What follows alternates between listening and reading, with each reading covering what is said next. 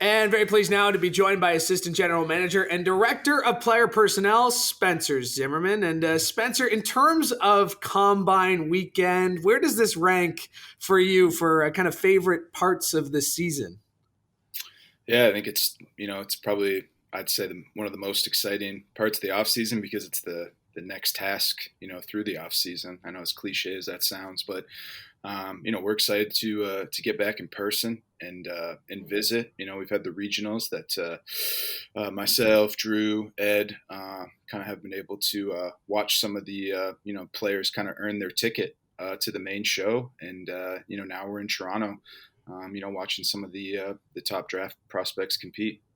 Uh, what do you get having it in person? I mean, anybody can run a 40 time somewhere. Anybody can do, the drills and the bench presses, and, it can be videotaped, it can be verified. But what is the advantage you find having this all in person, all in one place?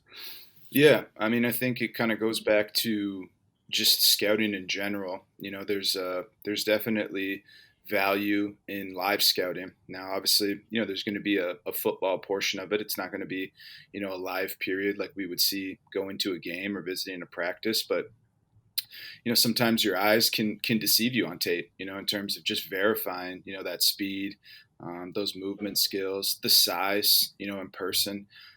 So all that's important versus just watching somebody on tape and then having to draft them and your first exposure live to them is when they show up in training camp.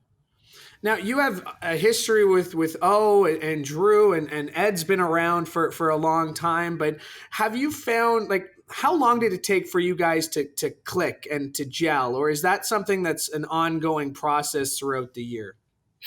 Yeah, I think the beauty about it is it's there's obviously familiarity, and I think O did a really good job early on, just detailing the expectations in terms of how the flow is going to operate. But at the same time, he's kind of given us the three of us the autonomy to kind of collaborate in areas that.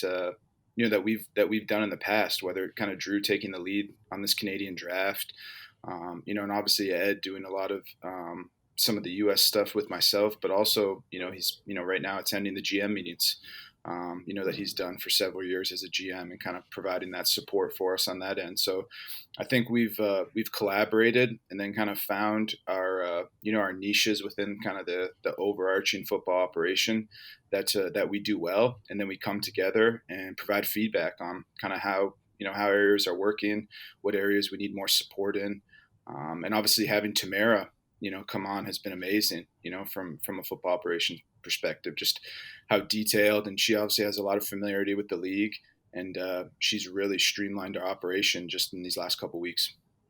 Uh, you've obviously worked with really good football minds, from Obilovich here to Ken Austin, Jim Pop. Is there a common thread between those guys, or is there kind of like a little nugget you kind of take away from each of the guys that you've worked with or the people you've worked with? Because I mean, among those group of people, their resume kind of speaks for itself. Hmm. That's, I mean, no one's ever asked me that. That's a good question. I guess I can say I'm just really fortunate to have had, I guess my football, whatever you want to call it, grad school, PhD with very accomplished people. You could start with Obi, and then obviously Kent, his resume up here, and then Jim Barker, who's now back on the other side, but someone I learned a tremendous amount from. And obviously Pop, being a future Hall of Fame general manager to now who's kind of creating his legacy as we go, and there might be some similarities, but there definitely is a lot of differences in how they kind of conduct the operation. But I think I guess if there is one thing that's synonymous with it, there's definitely all of them had we had expectations, and the expectations were kind of crystal clear for everybody to meet, and I think that allowed us to kind of drive towards our common goal. There might have been a different way to do it constantly, but the expectations were always set, and everyone had an obligation and an accountability to meet them. So I think that would be maybe the similarity.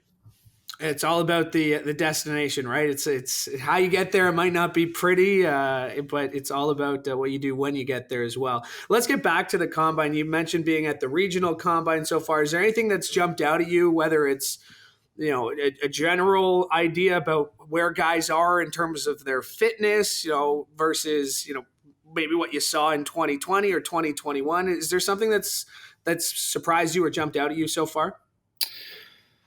I wouldn't say something that surprised me. I've been pleased with just really the eagerness for some of these young players to compete, right? Like I think sometimes people think the combine can be exciting. The combine's really nerve wracking for these guys. They're football players first. They're not athletes who run in their spandex, run 40s, shuttles, jump around. Like that's more of maybe a prerequisite to get to where they want to go. And I found that the majority of guys, especially when I was down in Waterloo at the Ontario Regional, were just excited to showcase the work they put in. They were willing to do whatever was asked of them, whether it was, hey, we want you to go work with the linebackers, as a defensive end in college, or hey, you were a DB, but let's see if you can kind of mix in with the receivers. The willingness to compete is something that I know is going to carry over obviously to this week. So I don't think anything that caught us off guard. It's just more the excitement to be out there and kind of showcase what they can do from athletic standpoint prior to kind of throwing on the pads. What did it mean to have a U Sport season though last year to be able to see a little bit more tape? A lot of guys might have extended their eligibility or decided to stick around. Or how did that play into the kind of class of 22 that we're about to see get drafted in a few weeks? Yeah, I mean the U Sport is a huge component of our pool of future CFL players and stars. Really, you look at Tunde. We wouldn't have Tunde on our roster if it wasn't for obviously him playing at Carleton and having that growth and exposure. So it's exciting. I know definitely the players are very excited to get to compete and yeah, I just think it's going to be important moving forward as we continue to draft kind of future CFL players in Hamilton Tiger Cats. And let's talk about the neg list. Let's talk about not guys you're watching it, down south, but what are you seeing when it comes to building your neg list and choosing guys who may be long shots? That was the one thing I've kind of always picked up is that there's guys on your list that you hope, but there's guys on your list that you think are real close. Where do you think you are in that kind of mix on your neg list right now? Yeah, I think the neg list is another. I mean, that could be a whole segment we talk about because it is unique. Just like the draft, everyone has different philosophies in how you kind of protect those 45 names.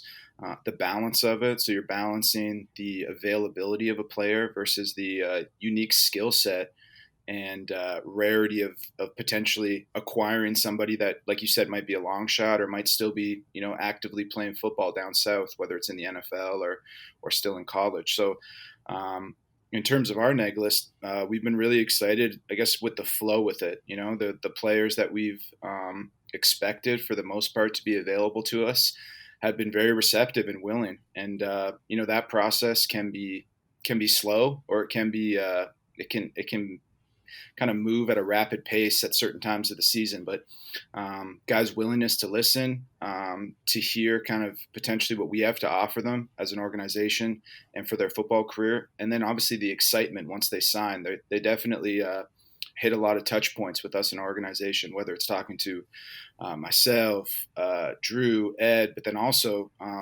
O is very involved in communicating with the players and obviously our whole coaching staff, whether once we sign them or prior to, gets a chance to communicate with them. And we think that's really important. We think for a player to be successful up here, they have to understand, A, what they're signing up for, B, what the expectations are for them coming in here, and C, how is this going to be a great environment for them to fulfill not only their individual goals, but contribute to our sole goal, of winning a championship. Well, we can definitely spend a whole other segment on that one, but I know you're a busy guy in Toronto at the Combine with meetings, so I don't want to take up any more of your time, Spencer. Thanks so much for doing this. Appreciate it. Yeah, likewise, Louie. Thanks, man. Take care.